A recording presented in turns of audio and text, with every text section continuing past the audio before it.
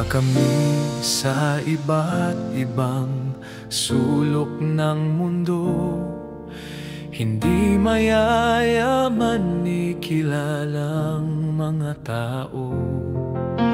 Iniwan ang mahal sa buhay at mga pangarap upang ipangaral sa inyo ang kanyang ebanghelyo.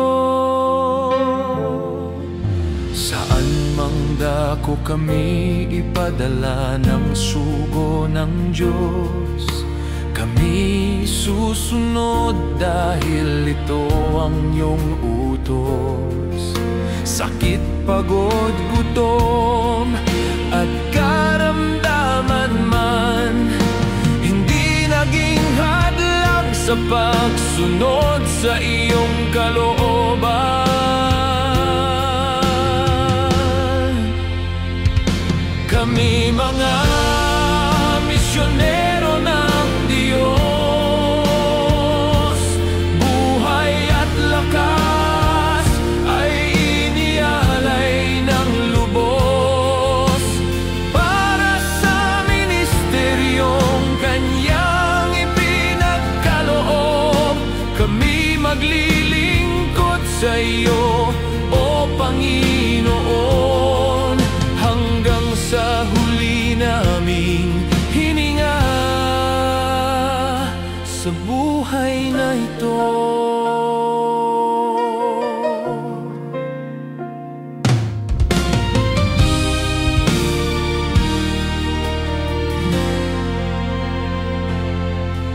Sa aming mga paglalakbay, iba-iba ang karanasan. Ilan sa amin ang umuwi na may luha sa mata't damdamin. Mga pag-uusig at pagsubok aming nilalampasan, dahil mahalaga sa amin ang kanilang kaligtasan.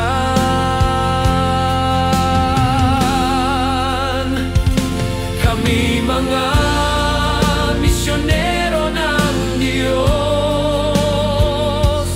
buhay at lakas ay inialay ng lubos para sa ministeryong kanyang ipinagkaloob. Kami maglilingkod sa iyo, O Panginoon, hanggang sa huli naming hininga sa buhay na ito.